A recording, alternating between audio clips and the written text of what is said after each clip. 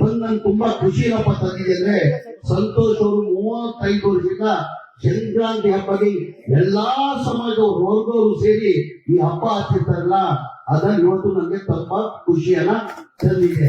ಹಾಗಾಗಿ ಇನ್ನೊಂದು ಸಂತೋಷ್ ಅವರು ಹೇಳ್ತಾ ಇದ್ರು, ಇಲ್ಲ ಸರ್ ನಾವೆಲ್ಲ ಒಟ್ಟಾಗಿ ಎಲ್ಲ ಹಿಂದೂ ಮುಸಲ್ಮಾನ್ ಕ್ರಿಶ್ಚಿಯನ್ ಸಿಖ್ ಇಸಾಯಿ ಎಲ್ಲ ಸೇರಿ ನಾವು 35 ವರ್ಷದಿಂದ ಈ ಹಬ್ಬನ ಆಚರಿಸ್ಕೊಂಡು ಬರ್ತಾ ಇದ್ರ ಜೊತೆಲಿ ಗಣೇಶ ಹಬ್ಬ 11 ದಿನ ಕೂರ್ಸಿ ನಾವು ಒಂದಿನಕ್ಕೆ ಮುಸಲ್ಮಾನಿ ಎಲ್ಲ ತರ ಹಬ್ಬ ಆ ಗಣೇಶದ್ದು ಎಲ್ಲ ಪೂಜೆ ಮಾಡೋದು ಊಟ ಆಗ್ತದೆಲ್ಲ ಮುಸಲ್ಮಾನ್ ಬಂಧುಗಳು ಮಾಡ್ತಾರೆ ಅಂತ ಹೇಳಿದ್ರು.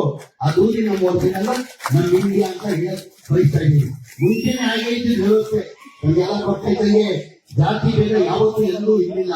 ಈ ಸಲ ಬಿಜೆಪಿ ಬೆಳೆದಾದ್ಮೇಲೆ ಜಾತಿ ಭೇದ ಮಾಡಿದ್ರು ತಮ್ಗೆಲ್ಲ ಗೊತ್ತಿರೋದ ವಿಚಾರ. ನಾನು ತಮ್ಗೆಲ್ಲ ಒಂದ್ ಮಾಡಕ್ಕೆ ಸಂತೋಷವರೆಗೂ ಒಂದ್ ಮಾತಾಡಕ್ ಕೇಳ್ತೀನಿ. ಬಿಜೆಪಿ ಅವ್ರಿಗೆ ಯಾವತ್ತನ ಇತಿಹಾಸ ನೋಡಿ, ಅವರು ಕಾಂಗ್ರೆಸ್ ಪಕ್ಷದ ಇತಿಹಾಸ ತೆಗಿದೀವಿ. ಯಾವ ಚುನಾವಣೆ ಬರ್ತದೆ ಜನಗಳ ಮಧ್ಯದಲ್ಲಿ ಹೋದ್ರೆ ಮತ ಕೇಳಕ್ ನಾವು ನಮ್ಮ ಸಾಧನೆಯನ್ನ ತೋರಿಸಿ ನಾವು ಮತ ಕೇಳ್ತೀವಿ. ನಮ್ ಸರ್ಕಾರ ಇತ್ತು, ನಮ್ ಸರ್ಕಾರ ಇರುವಾಗ ನಾವು ಹಿಂಗ್ ಮಾಡಿದೀವಿ, ಮುಂದೆ ನಮ್ ಸರ್ಕಾರ ಬಂದ್ರೆ ನಾವು ಈ ತರ ಮಾಡ್ತೀವಿ ಅಂತ ನಮ್ಮ ಸಾಧನೆಯನ್ನ ತೋರಿಸಿ ನಾವು ಮತ ಕೇಳ್ತೀವಿ. ಮೊನ್ನೆ ಚುನಾವಣೆಯಲ್ಲಿ ಪ್ರತಿಯೆಲ್ಲ ಗೊತ್ತಿದ್ದಕ್ಕೆ 5 ಗ್ಯಾರಂಟಿಯನ್ನ ಘೋಷಣೆ ಮಾಡಿದ್ವಿ. ನಾವು 5 ಗ್ಯಾರಂಟಿ ಕೊಟ್ಟಿರೋದ ಘೋಷಣೆ ಮಾಡಿ ನಮ್ಮ ಸಾಧನೆಯನ್ನ ತೋರಿಸಿ ನಾವು ಮತ ಕೇಳ್ತೀವಿ. ಯಾವ ತರ ಬಿಜೆಪಿ ಅವರು ಅವ್ರ ಸಾಧನೆಯನ್ನ ತೋರಿಸಿ ಮತ ಕೇಳ್ತಾರ? ಹಿಂದೂ ಮುಸಲ್ಮಾನ್, ಹಿಂದೂ ಮುಸಲ್ಮಾನ್. ಅವ ಹಿಂದೂ ಬೇಕಾಗಿಲ್ಲ, ಯಾವ ಮುಸಲ್ಮಾನೂ ಬೇಕಾಗಿಲ್ಲ. ಇಲ್ಲಿ ಹೆಚ್ಚಿನ ಸಂಖ್ಯೆಯಲ್ಲಿ ಅಲ್ಪಸಂಖ್ಯಾತರು ಇದ್ದಾರೆ. ಇವತ್ತು ಹಬ್ಬ ಆಚರಿಸ್ತಾ ಇದ್ದಾರೆ, ಹೆಚ್ಚಿನ ಸಂಖ್ಯೆಯಲ್ಲಿ ಅಲ್ಪಸಂಖ್ಯಾತರು ಇದ್ದಾರೆ. ನಮ್ಮ ಮುಸ್ಲಿಂ ಧರ್ಮದಲ್ಲಿ ಯಾವತ್ತೂ ಜಾತಿ ಭೇದ ಮಾಡಿ ಅಂತ ನಮ್ಮ ಇಸ್ಲಾಂ ಧರ್ಮ ನಮ್ಗೆ ಯಾವತ್ತೂ ಹೇಳ್ಕೊಟ್ಟಿಲ್ಲ. ಮಜಹಬ್ ನಹಿ ಸಿಖಾತಾ आपस में भय रखना, हिंदी है हम, हिंदुस्तान हमारा, कांग्रेस के हम क्या हिंदुस्तान हमारा. ಬಿಜೆಪಿ ಭಯ ಯಾವ ಹಿಂದೂ ಮುಸಲ್ಮಾನ್ ಅದ್ ಬಿಟ್ಟು ಯಾವತ್ತೂ ಅವ್ರು ಹೇಳ್ತಾರ ಸಾಧನೆ ತೋರಿಸಿದಾರೆ. ಜನರು ಏನ್ ನಂಬ್ತಾರ ಅಂತ ನನ್ಗೆ ಆಶ್ಚರ್ಯ ಆಗ್ತದೆ. ಪ್ರಧಾನಮಂತ್ರಿ ಬಳಿ ಬಹಳ ನಂಬಿಕೆ ಇತ್ತು. ದೇಶದ ಪ್ರಧಾನಮಂತ್ರಿ 2014 ನರೇಂದ್ರ ಮೋದಿ ಅವರು ಪ್ರಧಾನಮಂತ್ರಿ ಆಗುವಾಗ ದೇಶಕ್ಕೆ ಏನ್ ಮಾಡಿದ್ರು, ಇದರಲ್ಲಿ ಬಹಳ ಬಡತನದಿಂದ ಬಂದಿದ್ದಾರೆ, ಇವ್ರು ದೇಶದ ಪ್ರಧಾನಮಂತ್ರಿ ಆದ್ರೆ ದೇಶಕ್ಕೆ ಒಳ್ಳೇದಾಗ್ತದೆ ಅಂತ ಹೇಳ್ಬಿಟ್ಟು ಅವ್ರ ಮತನ ಕೊಟ್ಟು ದೇಶದಲ್ಲಿ ಅವ್ರನ್ನ ಪ್ರಧಾನಮಂತ್ರಿ ಮಾಡಿದ್ರು. ಅವಾಗ ಏನಂದ್ರು, ಸಬ್ಕಾ ಸಾಥ್ ಸಬ್ಕಾ ವಿಕಾಸ್, ನಾನು ದೇಶಕ್ಕೆ ಹಂಗ್ ಮಾಡ್ತೀನಿ, ದೇಶಕ್ಕೆ ಹಿಂಗ್ ಮಾಡ್ತೀನಿ, ಎಲ್ಲಾ ಅಕೌಂಟ್ ನಲ್ಲಿ 15 ಲಕ್ಷ ಹಾಕ್ತೀನಿ ಅಂದ್ರು. 15 ಲಕ್ಷ ಹಾಕಿದ್ರೆ ಎಷ್ಟು ಅಕೌಂಟ್ ಬಂದಿರಮ್ಮ ಹೇಳ್ರಮ್ಮ, ಎಷ್ಟು ಅಕೌಂಟ್ ಬಂದಿದೆ? 15 ಪೈಸಾನು ಯಾರ ಅಕೌಂಟ್ ಅಲ್ಲಿ ಹಾಕಿಲ್ಲ. 2000 ಜನ ಯುವಕರಿಗೆ ನೌಕರಿ ಕೊಡ್ತಿದ್ರು.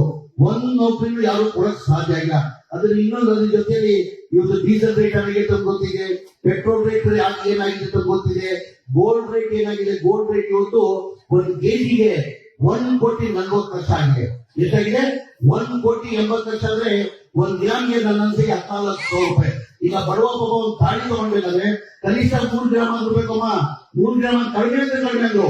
3 ಗ್ರಾಮ್ ಚಿನ್ನ ತಗೊಂಡ್ಬೇಕು. ಮದುವೆ ಮಾಡಿ ಒಂದು ತಾಳಿ ತಗೊಂಡ್ಬೇಕಾದ್ರೆ 3 ಗ್ರಾಮ್ ಬೇಕು. ಈ 3 ಗ್ರಾಮ್ ಈ ತಾಳಿ ತಗೊಂಡ್ಬೇಕಾದ್ರೆ ಕನಿಷ್ಠ 50,000 ಆಗ್ತದೆ. ಎಲ್ಲಿಂದ ಬಡವರು ತರೋಕ್ ಸಾಧ್ಯ? ಇವಾಗ ಗ್ಯಾಸ್ ರೇಟ್ ಏನಾಗಿದೆ ಅದನ್ನ ಡೀಟೇಲ್ ಆಗಿದೆ, ವಿವರ ಆಗಿದೆ. ನಾನು ಗ್ಯಾಸ್ ಏನ್ ಹೇಳಕ್ ಹೋಗಲ್ಲ, ದಯಮಾಡಿ ಇದೆಲ್ಲ ಅರ್ಥ ಮಾಡ್ಕೊಳ್ಬೇಕು. ಜನಗಳು ಏನಿದೆ ಅಂತ ಬಿಜೆಪಿ ಎಲ್ಲ ಏನೋ ಒಂದು ಸಾಧನೆ ಮಾಡ್ಬೇಕಿಲ್ಲ. ನಾವು ಯಾವ ಸಾಧ್ಯ ಉದಾಹರಣೆ ಅಪಸಾದ್ ಅಪ್ಪಾಯಿ ಅವರು ಹೇಳಿದಂಗೆ ನಮ್ಮ ಸ್ಲಮ್ ಬೋರ್ಡ್ ಮನೆಗಳು ಹಿಂದಿನ ಸರ್ಕಾರದಲ್ಲಿ ಸಿದ್ದರಾಮಯ್ಯ ಸಾಹೇಬರು ಮುಖ್ಯಮಂತ್ರಿ ಇರುವಾಗ 2014, 15, 16, 17, 18ರಲ್ಲಿ 1,80,253 ಮನೆಗಳು ಸ್ಯಾಂಕ್ಷನ್ ಮಾಡಿದ್ರು. ಹಿಂದಿನ ಸರ್ಕಾರದಲ್ಲಿ ಸಿದ್ದರಾಮಯ್ಯ ಮುಖ್ಯಮಂತ್ರಿ ಇರುವಾಗ. ಆಮೇಲೆ ಸಮ್ಮಿಶ್ರ ಸರ್ಕಾರ ಬಂತು. ಕುಮಾರಸ್ವಾಮಿ ಅವರು 1 ವರ್ಷ ಮುಖ್ಯಮಂತ್ರಿ ಆಗಿದ್ರು. ಯಡಿಯೂರಪ್ಪ ಅವರು 2 ವರ್ಷ ಮುಖ್ಯಮಂತ್ರಿ ಆಗಿದ್ರು. ಬಸವರಾಜ ಬೊಮ್ಮಾಯಿ ಅವರು 2 ವರ್ಷ ಮುಖ್ಯಮಂತ್ರಿ ಆಗಿದ್ರು. ಒಂದ್ ಮನೇನು ಸ್ಯಾಂಕ್ಷನ್ ಮಾಡಿಲ್ಲ, ಒಂದ್ ಮನೇನು ಕೊಡಕ್ ಸಾಧ್ಯ ಆಗಿಲ್ಲ. ಕಾರಣ ಅಂದ್ರೆ ಒಂದ್ ಮನೆ ಕಟ್ಟಬೇಕಾದ್ರೆ 7 ಲಕ್ಷ ಆಗ್ತದಮ್ಮ. ಕೇಂದ್ರ ಸರ್ಕಾರದಿಂದ 1,00,000 ಲಕ್ಷ ಪ್ರಧಾನ ಮಂತ್ರಿ ಆವಾಸ್ ಯೋಜನೆ ಅಂತ ಹೇಳ್ಬಿಟ್ಟು 1,00,000 ಲಕ್ಷ ಸಬ್ಸಿಡಿ ಕೊಡ್ತಾರೆ. ಆ ಬಡವ್ರ ಮನೆ ಕಟ್ಟಕ್ಕೆ 18% GST ಹಾಕಿ 1,32,000 ವಾಪಸ್ ತಗೊಂಡವ್ರೆ. 1,00,000 ಲಕ್ಷ ಕೊಡ್ತಾರೆ, ಸಂತೋಷ್. 1,00,000 ಲಕ್ಷ ಕೊಡ್ತಾರೆ, 18% GST ಹಾಕಿ 1,32,000 ರೂಪಾಯಿ ವಾಪಸ್ ತಗೊಳ್ತಾರೆ. ಆ ಕಾರಣಕ್ಕೆ ಕಾಸು ಏನಾಗ್ತದೆ, GST ಹಾಕಿದ ಕಾರಣಕ್ಕೆ 7 ಲಕ್ಷ ಆಗ್ತದೆ. ಕೇಂದ್ರ ಸರ್ಕಾರದಿಂದ 1,00,000 ಲಕ್ಷ ಕೊಡ್ತಾರೆ, ರಾಷ್ಟ್ರ ಸರ್ಕಾರದಿಂದ ನಾವೇನ್ ಮಾಡ್ತೀವಿ 1,00,000 ಲಕ್ಷ ಕೊಡ್ತೀವಿ. 7 ಲಕ್ಷ 3 ಲಕ್ಷ ಹೋದ್ರೆ 4 ಲಕ್ಷ ಬೆನಿಫಿಟ್ ಕೊಡ್ಬೇಕಾಗಿತ್ತು. 1,80,253 ಮನೆಗೆ 7,400 ಕೋಟಿ ರೂಪಾಯಿ ಬೆನಿಫಿಷರಿ ಪೇಮೆಂಟ್ ಬರಬೇಕಾಗಿತ್ತು.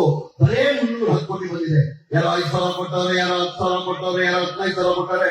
ಅದ್ರಲ್ಲಿ ಬಡವರು ಕೊಡಕ್ ಸಾಧ್ಯ ಆಗಿಲ್ಲ. ಜನ ಎಲ್ಲ ಪಾಪ ಬೀದಿರು. ಈ ಕಾಂಟ್ರಾಕ್ಟರ್ಗಳು ಏನ್ ಮಾಡಿದ್ರು, 1,80,000 ಮನೆಗಳನ್ನೇ ಆ ಡೆಮಾಲಿಷ್ ಮಾಡ್ಬಿಟ್ಟು ಏನ್ ಮಾಡಿದ್ದಾರೆ, ಆ 3 ವರ್ಷ ಕೇಂದ್ರ ಸರ್ಕಾರದ ಮತ್ತು ರಾಜ್ಯ ಸರ್ಕಾರ ನಾವೇನ್ ಕೊಟ್ಟಿವಿ ಅದರ ಪಿಲ್ಲರ್ ಹಾಕಿ ಬಿಟ್ಬಿಟ್ಟಿದ್ರು. ಎಲ್ಲಾ ಕಂಪ್ಲೀಟ್ ಆಗಿತ್ತು. ನಮ್ ಸರ್ಕಾರ ಬಂದಾದ್ಮೇಲೆ, ನಾನ್ ವಸತಿ ಮಂತ್ರಿ ಆದ್ಮೇಲೆ, ಪ್ರಸಾದ್ ಬಾಯಿ ಅವರು ಚೇರ್ಮನ್ ಆದ್ಮೇಲೆ, ನಮ್ ಗಮನಕ್ಕೆ ಬಂದಾದ್ಮೇಲೆ ಒಂದ್ ಮನೇನು ಪಾಪ ಕೊಡಕ್ ಕಟ್ಟಕ್ ಸಾಧ್ಯ ಆಗಲ್ಲ, ಬಡವ್ರು ದುಡ್ಡು ಕೊಡಕ್ ಸಾಧ್ಯ ಆಗಲ್ಲ ಅಂತ ನಾವು ಹೆಂಗೊಬ್ಬ ಮನೆ ಮುಖ್ಯಮಂತ್ರಿ ಗಮನಕ್ಕೆ ತಂದಿದ್ದು. ಇದಕ್ಕೆಲ್ಲ ಗೊತ್ತಿದ್ದಂಗೆ ಗ್ಯಾರಂಟಿಗಳಿಗೆ ಕನಿಷ್ಠ 55 ಇಂದ 60,000 ಕೋಟಿ ಆಗ್ತದಮ್ಮ. ಈ 5 ಗ್ಯಾರಂಟಿಗಳು ಏನ್ ಕೊಡ್ತಾ ಇದೀವಿ, ಮನೆಗೆ 2,000 ರೂಪಾಯಿ ಕೊಡ್ತಾ ಇದ್ದೇನೆ, ಮನೆ ಮನೆಗೆ ಬರ್ತಾ ಇದ್ದೇನಮ್ಮ, ಕೈ ಎತ್ತಮ್ಮ ಯಾರು ಕೊಡ್ತಾ ಇದೆ ಅಂತ.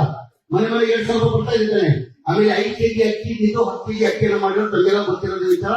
5 ಕೆಜಿ ಕೊಡ್ತಾ ಇದ್ವಿ, 5 ಕೆಜಿ ಹಣ ಕೊಡ್ತಾ ಇದ್ವಿ. ಈಗ 5 ಕೆಜಿ ಬಗ್ಗೆ ದುಡ್ಡು ಬಗ್ಗೆ ಒಂದ್ 5 ಮೆಟೀರಿಯಲ್ 5 ಕೆಜಿ ಮೆಟೀರಿಯಲ್ ಕೊಡ್ಬೇಕಂತ ತೀರ್ಮಾನ ಮಾಡಿದ್ವಿ. 200 ಯೂನಿಟ್ ಕರೆಂಟ್ ಫ್ರೀ ಕೊಡ್ತಾರೆ, ತಮಗೆಲ್ಲ ಗೊತ್ತಿರೋದಿಲ್ಲ. ನಮ್ಗೆ ಎಲ್ಲಾ ರಾಜ್ಯದಲ್ಲಿ, ಇಡೀ ರಾಜ್ಯದಲ್ಲಿ ನಮ್ಮ ಹೆಣ್ಮಕ್ಳು ಎಲ್ಲಿ ಬೇಕಾದ್ರೆ ಬಸ್ ಫ್ರೀ ಅಡ್ಡಾಡ್ತೀರ ಇಲ್ಲಮ್ಮ, ಏನ್ರಮ್ಮ ಹೌದಾನೆ. ಅದ್ರ ಜೊತೆ ಡಿಪ್ಲೊಮಾ ಹೋಲ್ಡರ್ಗಳಿಗೆ 1,500 3,000 ರೂಪಾಯಿ ನಾವು ಕೊಟ್ಕೊಂಡು ಬರ್ತಾ ಇದ್ವಿ. ಇದೇ ವಿರೋಧ ಪಕ್ಷದವ್ರು ಏನಂದ್ರು, ಈ ಚುನಾವಣೆ ಟೈಮಲ್ಲಿ ಬರೀ ರಾಜ್ಯ ಭಾಷಣ ಮಾಡಿದ್ದಾರೆ, ಈ ಗ್ಯಾರಂಟಿಗಳು ಕೊಡಕ್ ಸಾಧ್ಯ ಆಗಲ್ಲ, ಈ ಗ್ಯಾರಂಟಿಗಳು ಕೊಡ್ಬೇಕಾದ್ರೆ ಕನಿಷ್ಠ 55 ಇಂದ 60,000 ಕೋಟಿ ಆಗ್ತದೆ. ನಮ್ಮ ಸರ್ಕಾರ ಬಂದು ಒಂದೇ ದಿನದಲ್ಲಿ ಈ 5 ಗ್ಯಾರಂಟಿಯನ್ನು ಲಾಗು ಮಾಡೋದು ತಮಗೆಲ್ಲ ಗೊತ್ತಿರೋದೇ ವಿಚಾರ. ಅದ್ರಲ್ಲಿ